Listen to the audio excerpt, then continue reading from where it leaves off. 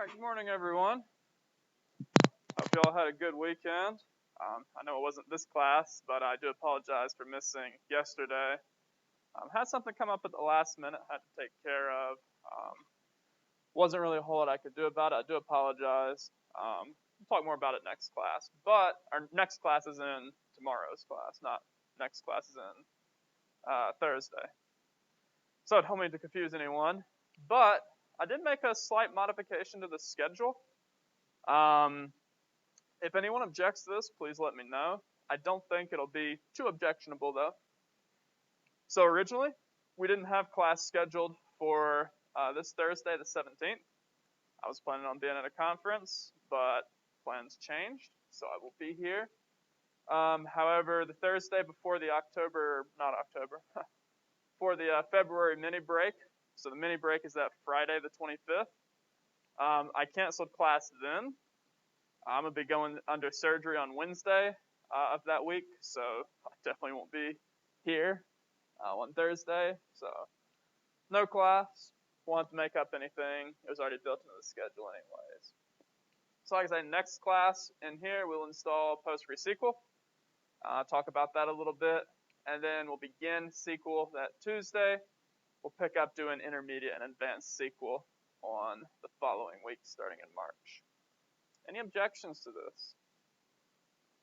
Like I said, I think it's ultimately a good thing. Hopefully you don't have a lot of classes on Thursday that are going to meet, but this one will not meet. It will meet this Thursday, but not next Thursday. So I think ultimately, I think it's a good deal for everyone. I get to not have to prep like 20 lessons before I undergo surgery. You guys get to have a nice long weekend, hopefully.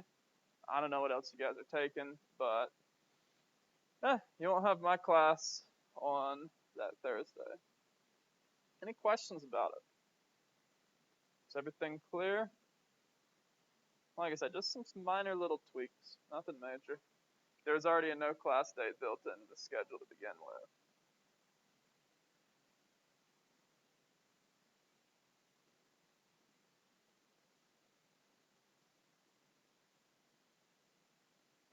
Okay, so we're going to be in chapter 8 today, which is complex data types. So, up to this point, we've done basic data types. And you may have been kind of bored by those, to be quite frank. When you're talking about a basic data type, it's a text value. It's a number. Okay, we're getting a lot more in depth today. We're going to start off talking about semi-structured data. We'll talk a little bit about object-oriented design as it relates to SQL. We'll also talk about textual data. And by text, I don't mean like a character. I mean unstructured text.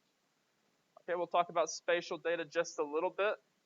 Personally, I don't think you need to know too much about that for databases, but we'll talk about it anyway. And the last thing we're going to cover today is data types. So I'm going to have an activity once we wrap up the lecture. Have you guys work in your groups you've been working in, and we'll go from there. So in general, I would say that for a relational database, we want all of our data to be highly structured. We want all the attributes to have atomic values. We don't want to have multi-valued attributes. However, it doesn't always make sense to use a semi-structured database. It doesn't always make sense to use a relational database. So specifically, let's say that you are a company that's going to have just a tremendous amount of transactions taking place. I'm talking about multiple updates per second. And you're not just getting structured data. Okay, if you're using unstructured data, a relational database is not the way to go. You think about the structure of a table. You have columns and rows. All right, so in a relational database, how many values do you want a single column in a row to have? So let me draw this out. So if we have a database, and so these are our columns, okay? Talking about in one particular column for one row. How many values should that have? 1. Okay, here Semi-structures means it doesn't exclusively have one. Okay, so we're not going through the normalization process. We're not making an ERD. But for most of this, you're also not going to be manually inputting data. Okay, almost anything using semi-structured is going to have some way that it's automatically input. In the case of an app like Uber, probably the most famous example of a non-structured database. All right, that data is constantly being transmitted. You don't have some data entry person inputting that data. All right, so we've talked about why Uber wants to have all that data. Okay, so when you're pricing in a free market, you have to have all the available, you should have all the available data, and you should price it that way. What happens if you price something too high in a free market? Your sales will probably decrease. I wouldn't say no one, but fewer people. And in general, if you have a product or service that has elastic demand, you would expect that your profits would decrease. Now, even if you have a good or service with inelastic demand, in a truly free market where competition exists, your revenue and profit will still decrease, right? Okay, but as we sort of shift gears and talk about assuming that there is maybe monopolistic or oligopolistic or even a regional monopoly, something to that effect, then if you're priced too high and it's truly inelastic or as close to inelastic as you can reasonably get, yeah, your revenue and profit probably won't decrease. All right. And that's a common argument behind a lot of pricing regulations for stuff like utilities. Because if you think about a market, most of you probably don't have a lot of choices in utilities. Texas is an exception to that. Anyone from Texas? Okay, well, Texas, I don't know all the details of this, but what they do is they allow for there to be lots of different energy providers. And obviously, it's kind of like you have cell phone towers, okay? They're used by the main carrier, but then they also lease out the excess capacity to various mobile virtual network operators. All right, so how did I get off on this? This is a database class, not a microecon class. But you get the idea, okay? The data is input automatically. All right, so does that make sense? So there's two major types of semi-structured data. Okay, first we have flexible schema. Okay, and with flexible schema, okay, we're going to have both wide column, and we're also going to have, is that right, sparse column? I probably meant to say sparse, okay? That's my bad there. But the idea here is that in wide column, okay, there may be a row, and it may have different attributes than the row below it. All right, so basically what you're saying is you're going to have some rows that are, or some columns that are in common, and you're going to have some completely new columns. So, actually implementing that's probably a bit beyond the scope of this course. To be quite frank, I think that either of these you're pretty unlikely to come across unless you're at a very large corporation using a non-relational database. Okay, does that make sense? These are not relational concepts. All right. Valentine's Day is over. Okay, we're through talking about relations, at least for today's class. All right. So a sparse column. Okay, so in a sparse column, you are having all the same attributes, and that is to say, you're having all the same columns. However, if you're going to have a lot of null values, basically. So in general, when we're doing relational database design, we'll have some null values, certainly, but in general, we want to avoid null values, right? Well, with flexible schema, you don't. Okay, it's totally fine to have null values. So that's just sort of the theory behind them. Multi-valued data types, as the name would imply, it has multiple values within inside of, an area like this. So, again, I said not to do this, and I still would say not to do this in this class, but understand that it can be done. Okay, there are some use cases for it. All right. So maybe you want to store a set of items inside of a single attribute. You can do that. All right. I would say you should not do that, but you can do that. All right. Same thing with an array. Okay, you have an array of numbers. Maybe you have a vector of numbers. And in fact, vectors are one of the things we're going to talk about when we start talking about spatial data. You guys know what a vector is from your math classes, right? Okay. So you can certainly store arrays and vectors. There's no problem there.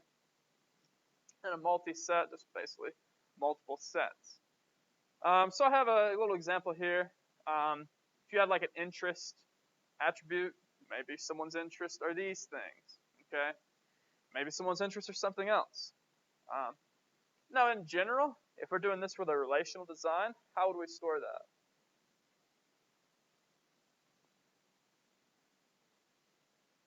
So you would probably have an interest table. And you would probably have a PK and an FK that's some sort of person ID. Let's just call this PID. Okay. And then you would have interest. All right. And the idea here is this would relate to some person table, right? So person is going to have one-to-many interest, or maybe zero-to-many. Okay. Are there people who aren't interested in anything? Okay. You know, I'm not going to say they're boring people, but if someone's not interested in anything, what might we call them?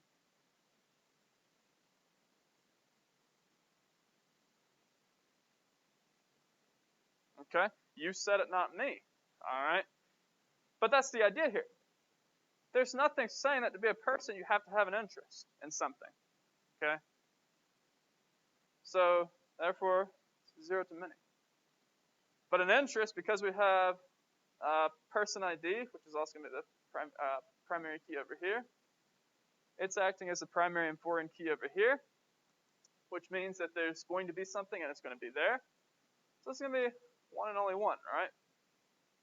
That's how we represent this with a relational design.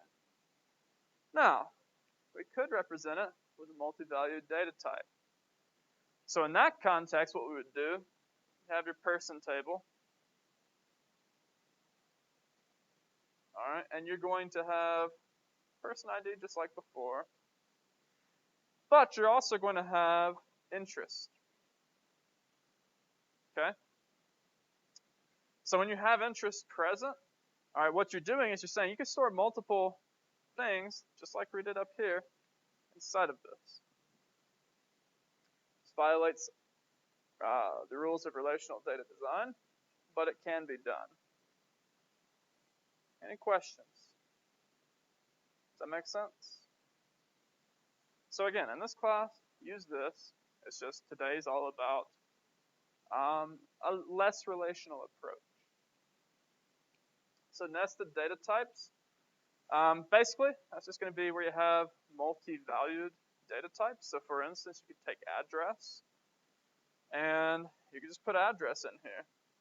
You can store multiple things for the address. You know, you'd have street 1, street 2, city, state, and zip would all go inside of a single attribute called address. Same thing with name. So you could certainly take name, and you could put name inside of person. Again, we don't want to do that. All right, what we would do for relational design, we would of course break down address. You'd break down name by the different parts of the name. But just understand it can be done. All right, any questions? All right, talk about JSON a little bit. All right, not to be confused with JSON. Okay, it's a good thing we don't have a JSON in here. I don't think we do, at least. Anyway, JavaScript object notation.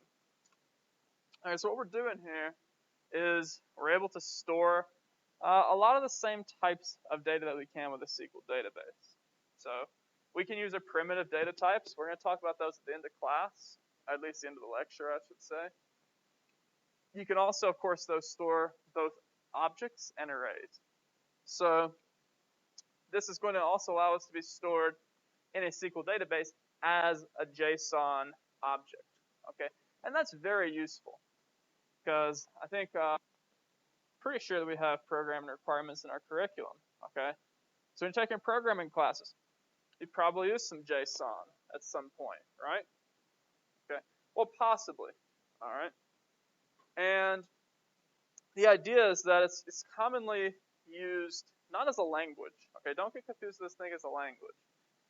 It's sort of a communication layer, if you will, between sort of desktop applications and web services. So it's kind of similar to stuff like XML, but not quite. All right, so XML is going to be used for a lot of interchange of information between databases and other things. Stands, of course, for extensible markup language.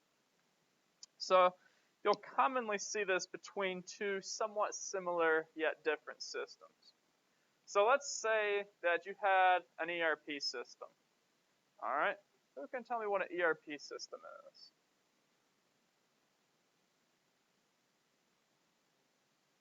And what does it do, Ben?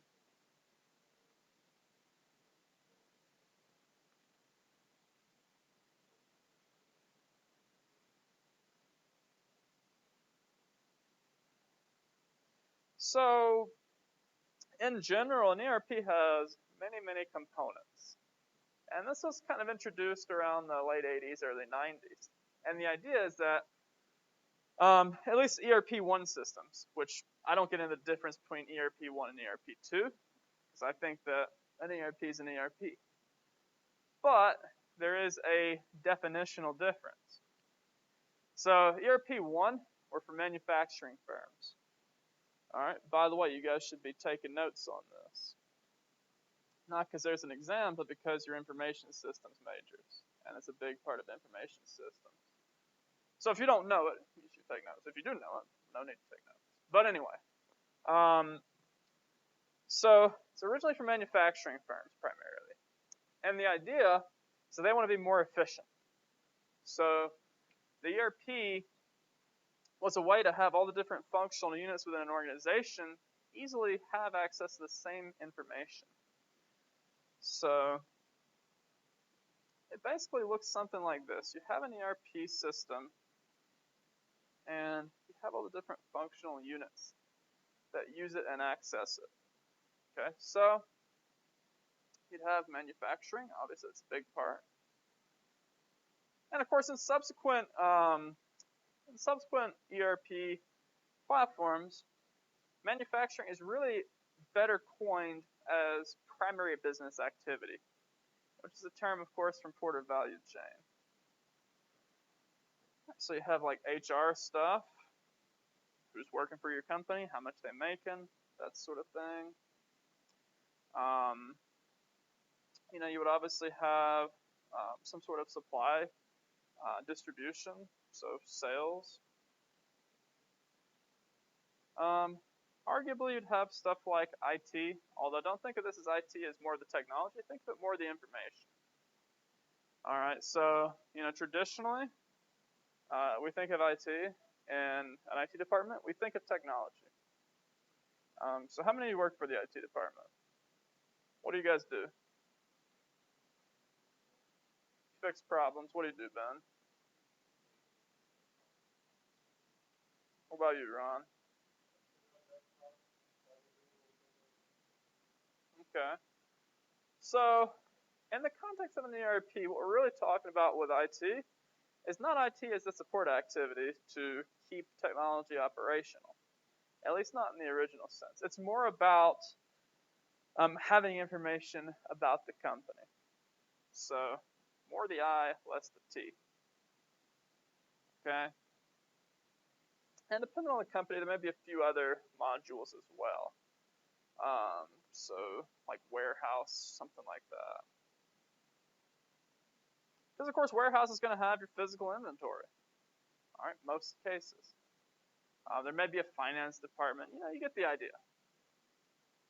So the ERP purpose is to function as one system to, not necessarily allocate resources, but to make the company more efficient. And when you have the commoditization of technology, as we're seeing with platforms like Oracle, Salesforce, some of those others, this is a necessity. Because if you're not doing this, you're going to be inherently less efficient than your competitors. Okay? If you're less efficient than your competitors, what happens? Okay? You have stagnation, right? And decline. All right? Doesn't sound like a fun thing, does it? All right, if I walk in and I say your company is stagnant and will decline soon, you gonna be happy? Why not?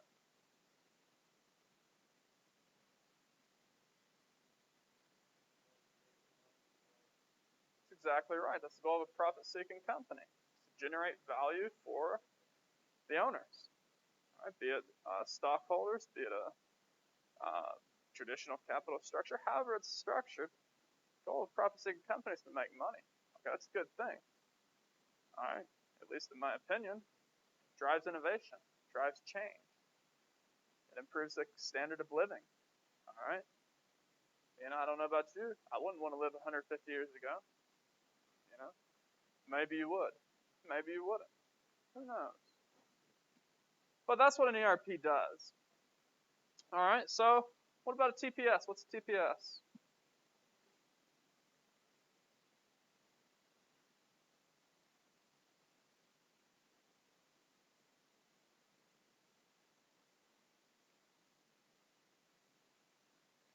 Anyone know what a TPS is? What's another type of information system I think is important to know? So it's transaction processing system. Okay, you guys remember the scene from Office Space? The TPS reports? That's what it is. Processes transactions. So what is a transaction?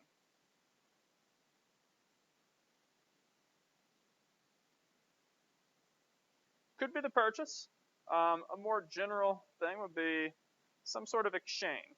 So it could be we're selling a product. That's a transaction. We're procuring a product for our use. That's a transaction. All right. We are moving money from one account to another. That's a transaction. And the idea is that a transaction processing system is in place to manage those transactions. You know, it's what's running the debit and credit. Okay?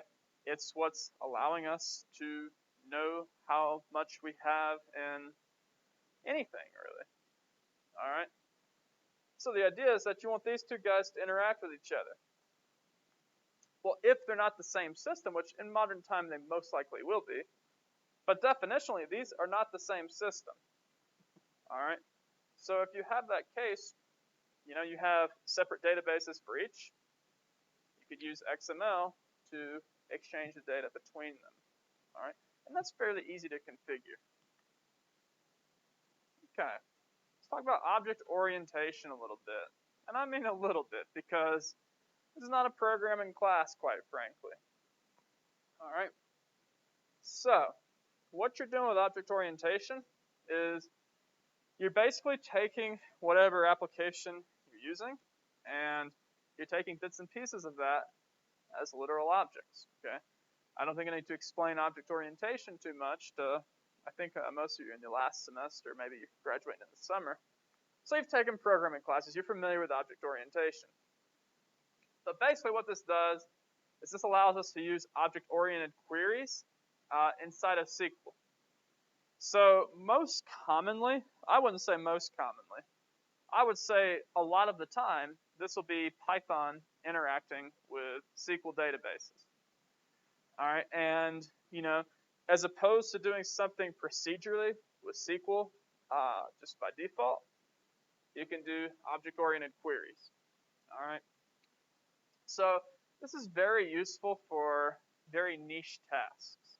So something where you're wanting to update an entire database that is too complex to do via SQL, you can do it with object-oriented languages. All right. And obviously, this is going to allow us to support the inheritance of not only attributes, so we can have attribute level inheritance, but we can also have entire tables that are inherited. So we can also do that with SQL as well, though, so don't get too caught up on it. The main thing to understand here is that this just allows us to interface with not only SQL for queries, but we can use object-oriented programming languages. Most likely Python. I'm not going to say exclusively, because you can use other languages as well. It's just when you're talking about any sort of thing with data, almost anyone's going to be using Python for that. Does that make sense? Questions about this? Like I say, I don't see a real big reason to go too far in depth before we've even done SQL here, but I just want to sort of say what can be done. All right. So textual data. So, textual data by definition does not have to be unstructured. All right, let's say interest is over here as an attribute in this entity. Okay. Our observations for interest are going to be what type of data? It's going to be text data, right? So the book says it's unstructured text. I'm going to disagree and say it doesn't have to be unstructured text. Now, good news is you don't have to worry about any exams in here except for the, what's that test called that you got to take in this class? The what? Yeah, the SOBA exit exam. That's right. Thank you. I should know that. Yeah, that's the only test you got to worry about in here. But on a test, I would never say that textual data is always unstructured. It doesn't have to be unstructured, but it can be. So, I like this book a lot. I think it does a great job of going in depth into a lot of different topics and databases. I just have a couple little minor things about it. Not as much as I did last semester with that networking book, which, by the way, they've updated the book since then. So hopefully they've addressed at least most of the things I said about it. So if you do have unstructured database or unstructured text, though, it's like imagine if you had a paper. Okay, you guys have written papers before, right? So you got a paper, and you take that entire paper. Are you going to plop that into a relational database? Obviously not. That's why I got the laughing emoji up here, okay? Because that's a funny thing to say, You can't stick an entire paper inside of a regular old column. Now, if you have an unstructured database, you can easily do that, okay? And basically the idea is that to access parts of it and to run queries, as opposed to finding exact matches like we often will with SQL, we're going to be using regular expression. Now, don't get too caught up on that for now because we're going to be covering regular expression a lot in chapters 3 through 5, which are starting in March. But do understand that regular expression is what we're using with unstructured text. All right, in most cases. There's some other things we could use as well, but if you're trying to find something that's present inside of text, regular expression is probably going to be your way to go. Does that make sense? Now we'll talk about what else we may use as well as we get to those chapters. Okay, and then lastly, if you were so inclined, you could certainly use tag to aid in the search of information and unstructured text. You don't have to though. All right, if you have any competence with things like regular expression, it's no big deal. All right, spatial data. Okay, this is a topic, again, I think it's probably more relevant to other classes and other majors like GIS, or probably some stuff in various engineering majors and disciplines. But let's face it, what if you go work for a GIS firm? All right, do you need to have some basic understanding of GIS? Yeah, probably. All right, so all we're talking about with spatial data is data that's related to space, okay? I don't mean outer space, although we could certainly model spatial data using outer space if we were so inclined. So common types of this are going to be geographic data, which of course goes into a geographic information system. So things like land surveying, making maps. Any map fans in here? Anyone like to study old maps or anything? What's your favorite type of old map? Okay, those are pretty cool. Looking at the stuff like, yeah, who are those two guys? They're on one of the or not, is it the nickel? Watson and Crick? That's not it. Who am I thinking of? Lewis and Clark. Yeah, those guys. Yeah, stuff like that. It's kind of cool to see how they mapped stuff, you know? How did they map out the country? And they got it pretty close, right? I mean, did they provide a perfect map? Obviously not. But just imagine, like, if you were tasked with going across a whole country with the tools they had in the 1850s. Like, that's crazy. Anyway, we got better tools now. All right? It's not a GIS class. We don't have to worry about it. But just understand that in general, okay, we're going to be storing that information as rasters. So the idea of a raster is it's like a tile, okay? And you basically store your different points like elevation. You're going to store like any sort of water. The basic stuff you'd expect to store. All right, nothing too surprising. All right, then you also have geometric data. Now, this isn't going to be land. This is going to be literal objects. So I got an expo marker in my hand, okay? I could calculate the geometric stuff about it, all right? Maybe I want to look at the curvature. I don't know. Okay, but that's going to be stored as vectors. Okay, so vectors have what? What are the components of a vector?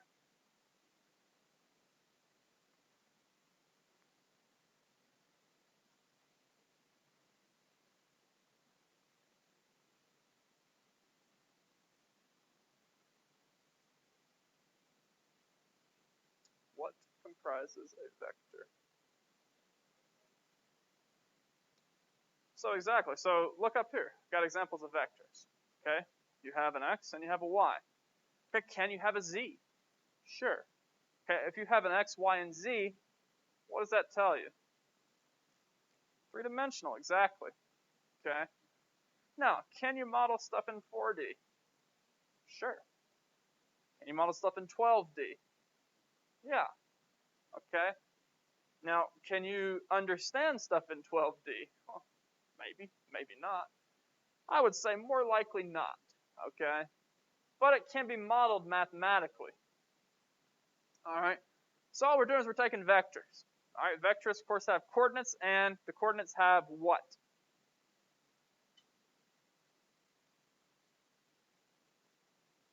So they have points, yes, but what do those points have? They have a direction, right? So that's all we're talking about there. So modeling objects. All right, now there's two ways to store them, you know. You can take x1, y1, you can plop that into a regular relational table, right? Nothing stopping you from having that, okay? So for instance, let's say we want to have,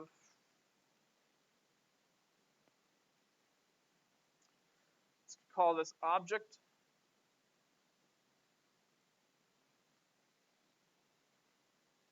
We have a PK for OID, and then we could have a PK for order. And by order, I mean like 1, 2, 3, 4, what order it goes, basically. Then I could have point 1, point 2, and the idea here is that both of these can be positive or negative, which gives us direction. Could I do this and put it all together in a single query? Easily. Okay? Now, there's also going to be a lot of built-in functions to SQL, like polyline and many others. I think those may be covered in chapter 5 a little bit. We'll see. But, you know, you can certainly get away with doing stuff in just a standard relational table. Because, look at this. This is highly structured, isn't it? Is there anything surprising up here? No. All right. So, those are two ways to store things. You can just manually make your tables, or you can use the function. Any questions about that? Does that make sense to everyone? Anyone confused? Alright, here's the fun part of today's lesson. So, up to this point, we've covered a bunch of stuff that I basically said we're not going to use, right? This is stuff we are going to use. This is the data types for SQL. Alright, now this is a abbreviated list. Okay, I pulled this from the W3 Schools link, which we're going to be looking at together in just a little bit. But I'm going to go through some of these that are very important. So you have char. Okay, so char is going to be a fixed length, most likely A through Z. And the idea is that you can specify the size.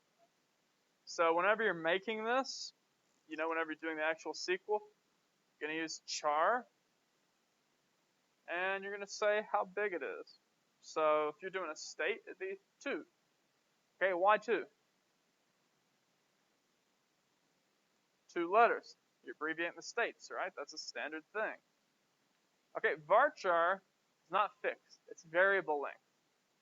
So if you had a char 255, okay, that's the max length that you can have a character. Now the downside is you're basically storing a bunch of junk data if anything inside of that column does not have exactly 255 characters, okay? Because it's fixed length. So it's going to go ahead and fill in everything that is not present. Now, with a varchar, you don't have that problem. It's variable length. Okay, and you don't have to specify the size of it. Okay, you can, but you don't have to. All right. So basically, you can have a lot more characters here as well. Okay, 65,535. All right. Yeah, binary is not too common. Basically, it's if you're using a dichotomous variable, where you have 2 values. That's obviously binary. Var binary, yeah, I don't know why I'd ever use that. Tiny blob, I think, is pretty useless as well, because it's for binary large object, which we're going to talk about as we do some advanced topics. But look at the max length of that, 255. Okay, what are you going to be storing that's 255 characters in a blob? Okay, does that make any sense at all? I don't think so either. Tiny text, I would say just stick with either char or varchar. Probably going to be varchar for most text. Text, again, why not just use varchar? Why complicate things? We might use blob. We might not. All right, but a blob is actually useful. All right, because it does provide us some things that varchar doesn't, at least not as easily. So, we may end up using that. Medium text, yeah, I mean, you could if you needed to store that many characters. Now, let's say you had 16 million characters. Okay, is that likely structured data? So that's likely in the scope of the class or beyond the scope of the class? Probably beyond the scope of the class, right? Same thing with long text and medium blob. Okay, chances that we're going to be having a single, so not just a column with that much, but a single row of a column with, 4 billion bytes, that's pretty unlikely. Okay, I don't think we'll be using any of these longs either, because again, it's quite large. Yeah, we're not going to worry about enum or sets. Okay, bit. So obviously, bit can be between 1 and 64. I think that's pretty self-explanatory.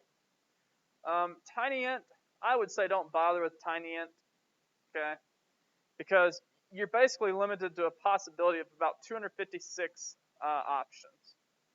And I don't see why that would really be practical for almost anything. All right.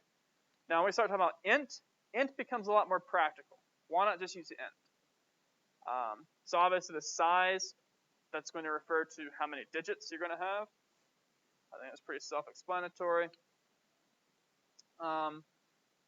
Maybe you want to use small int, but most likely just stick with int. Okay. So a bool or boolean, okay, it's going to be basically like we had before with the Where was it? The binary. Okay. So it's going to be a dichotomous variable, 0 or 1. Okay, really straightforward stuff. I don't imagine we'll be using big int. We might though. All right. So for most things, you're gonna be able to get away just fine with int. Okay. But if you had especially large numbers, like the U.S. national debt, maybe you'd want to use a big int. Does that make sense? Now, let's say you want to have a decimal place. Okay. What do we know about integers?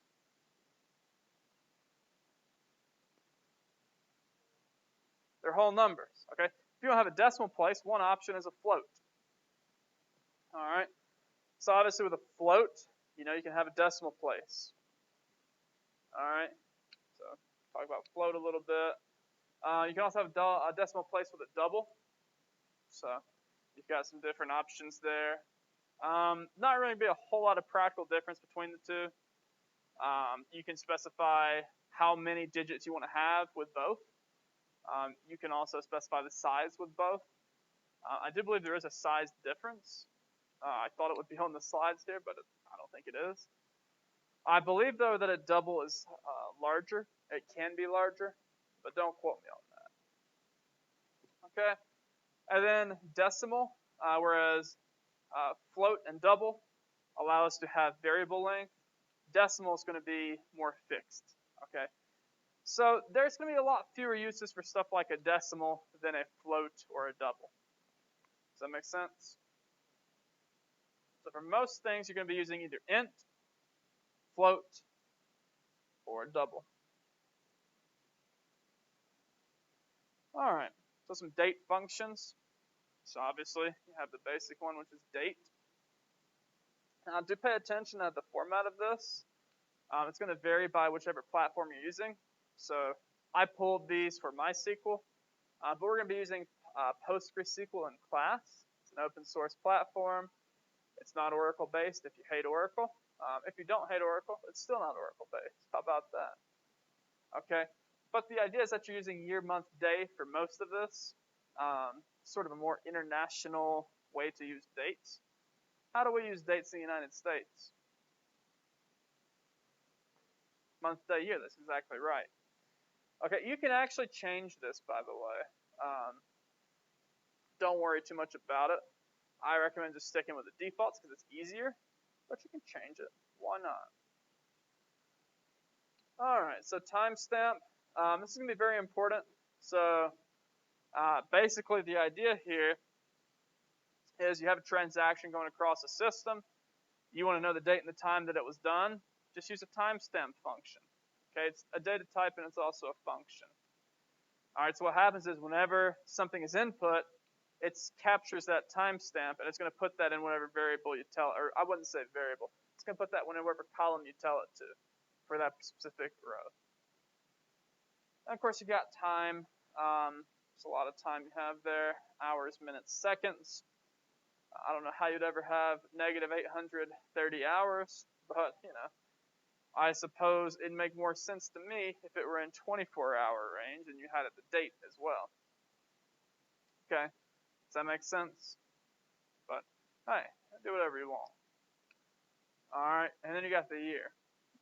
Okay, so year is pretty self-explanatory. It's the year that something occurs in. All right. So you'll notice that the more modern versions of pretty much any SQL database don't support 2-year. Why not? Or 2-digit year, I should say. Why can't I just put in 22 as the year?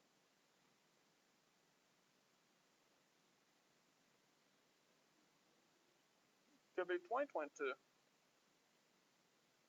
Could be 2122. You don't know. So I think back to a lot of the changes we had where we were using 32 bits for a lot of dates. And obviously we learned our lesson with that. Okay? And recently it was also a problem with GPS. You guys remember that? There's 32 dates for GPS. So we want to avoid that. Obviously it's going to be not allowing us to do that in any modern version. But that's what we're talking about there.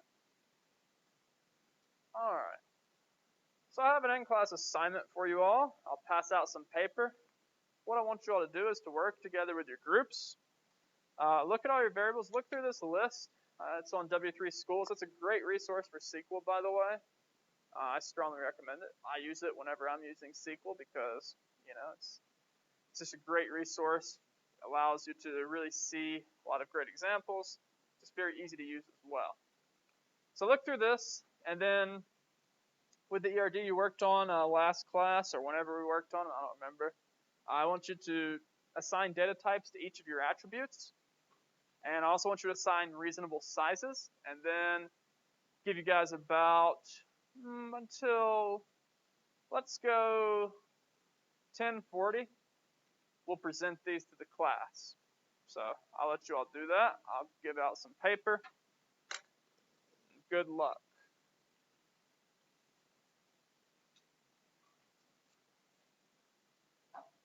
So you're working with your partner. You're working together.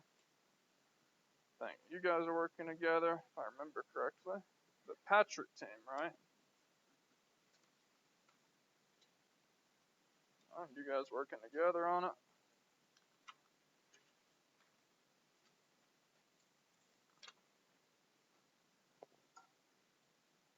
Let me squeeze right by you.